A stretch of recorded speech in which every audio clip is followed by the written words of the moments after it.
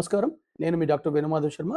అద్వైతం YouTube ఛానల్‌కి మరొక్కసారి స్వాగతం. సాధారణంగా వివాహం గురించి చాలామంది ప్రశ్నలు అడుగుతున్నారు. అయితే ధర్మ సందేహాలు అనే సిరీస్‌లో భాగంగా ఈ యొక్క వివాహం యొక్క ప్రశస్తత, అదే గాకుండా కులాంతర, మతాంతర వివాహాలు చేసుకోవడం వల్ల వచ్చేటువంటి దుష్ఫలితాలు చెప్తాను. అయితే వివాహం అనేది సాధారణంగా ఒక ఒప్పందం. వివాహం అనేది ఒక అనౌన్స్‌మెంట్. ఎందుకంటే స్వర్గంలో నిర్ణయించబడతాయి. పెళ్ళిళ్ళనేవి స్వర్గంలో నిర్ణయించబడి ఉంటాయి. అంటే ఒక వ్యక్తి పుట్టాడు అంటే వాళ్ళ భార్య పుట్టి ఉంటుంది. లేదా ఒక భార్య అంటే ఒక అమ్మాయి పుట్టి ఉంటే తన భర్త తనకంటే ముందే పుట్టేసి ఉంటాడు.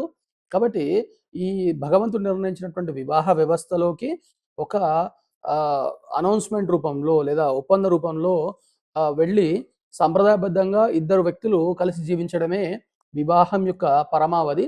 వివాహం యొక్క అత్యంత ముఖ్యమైనటువంటి ఉద్దేశ్యం ఏమిటంటే ధర్మార్థ కామ మోక్షాలన్నీ గూడా ఈ యొక్క భార్యాభర్తల బంధం ద్వారానే నెరవేరి అతను మోక్ష మార్గానికి వెళ్ళే అటువంటి అవకాశం ఉంటుంది గాబట్టి, అయితే వివాహ వ్యవస్థకి మన ధర్మంలో అత్యంత ప్రాధాన్యత ఇవ్వడం జరిగింది. కాబట్టి కేవలం 2 ఇద్దరు అన్నోన్ వ్యక్తులు అంటే గుర్తు తెలియని వ్యక్తులు ఇద్దరు కలిసి ఉండడము, వాళ్ళిద్దరు కలిసి ఒక్కటైపోవడము, ఆ ఒక్కటైనటువంటి జీవితాలు మూడో వ్యక్తికి జన్మనివ్వడము, ఆ జన్మనిచ్చినటువంటి వ్యక్తి తన వంశాన్ని వృద్ధి చెందించడం అనేది మనము గమనిస్తూ ఉంటాము.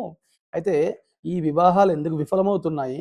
అదేవిధంగా ప్రేమ వివాహాలు చేసుకోవడం వల్ల ఏం కలుగుతుందనే ఒక విషయాన్ని నేను మాట్లాడతాను. ఏమిటంటే ప్రేమ వివాహం దానికి వ్యతిరేకమేం కాదు మేము. కాకపోతే ఏమిటంటే కులాంతర వివాహాల వల్ల ఏం జరిగే అవకాశం ఉంటుందనంటే, ఒక వ్యక్తి యొక్క కుటుంబము లేదా వంశంలో తన కులదేవత ఆచారం ఉంటుంది.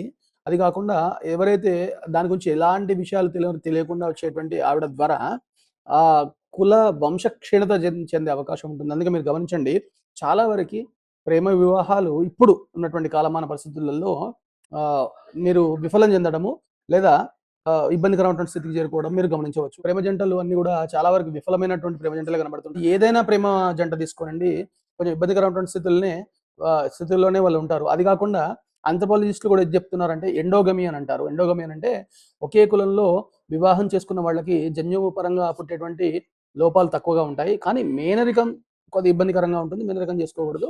అయితే ఈ ఎండోగమి ఒకటి మనకు చూడవచ్చు. అయితే ఈ వివాహం గురించి కింద లింక్ పెడుతున్నాను. ఆ వీడియో లింక్‌కెళ్ళి ఆ వివాహం గురించి వివరణ తెలుసుకోండి. నమస్కారం.